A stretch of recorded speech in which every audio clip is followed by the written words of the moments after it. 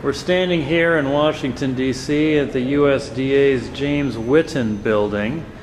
We just had a Coalition for a Prosperous America meeting with USDA's Foreign Ag Service. This is Charlie Blum of IAS Group. He's on the CPA Board of Directors. Charlie, what's your expertise and background in trade? Well, I've been doing trade sort of one problem at a time since the 1970s, first in the government and then for 21 years now as a consultant. One reason that I was attracted to the CPA and have worked so hard in trying to build it is exactly because after decades of working on one problem at a time, I found that you can't solve anything really of importance that way. We need to take on bigger problems in a much more comprehensive way, and that means that all of the productive sectors of the American economy have got to find a way to work together. That's what CPA is. One of your major concerns, and one of CPA's major concerns, is the international currency valuation issue. What is the major problem with regard to currency?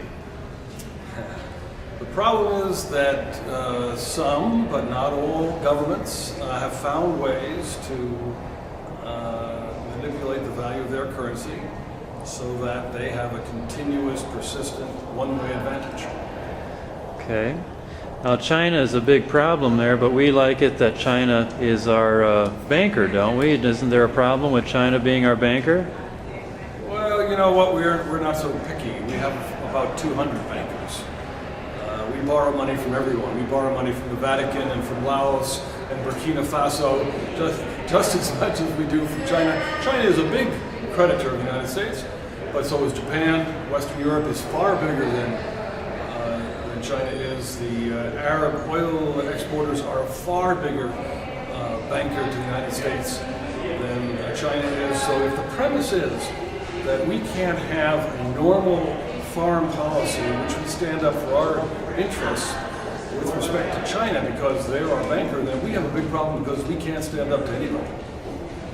What would you and or CPA prescribe to remedy the currency misalignment issue? Well, ultimately, what needs to happen is foreign governments need to change their policies, and there's no way for us to make them do that. There are rules, but the rules are weak. So the only thing that we can do as a country is use the tools we have available. The principal tools that we have available are trade laws. China is very dependent, and when we talk about our dependence on China's credit, China is dependent on our market. So one of the tools we have that could be very effective is U.S. trade laws. Currency misalignment is an export subsidy, so everything that we import from China is potentially subject to duties to offset that advantage. That's kind of what the law. And there's legislation to establish currency misalignment as an unfair subsidy, is there not? Can you describe it? That's right. In one form or another, that legislation has been around for about 4 years now. What it would do very simply is direct the Department of Commerce to whenever it found a country was persistently misaligning its currency, it would add that to the list of subsidies that it would countervail with an offsetting duty. It's a simple practice. We've been doing it in one form or another on all other subsidies since 1896.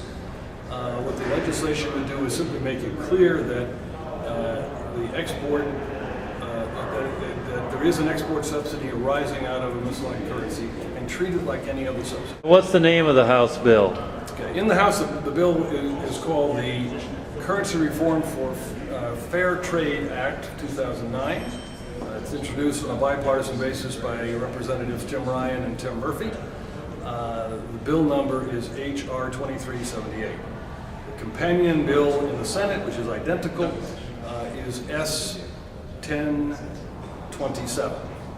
And that is introduced by Senator Stabenow and Senator Bunning, also on a bipartisan basis. Thank you.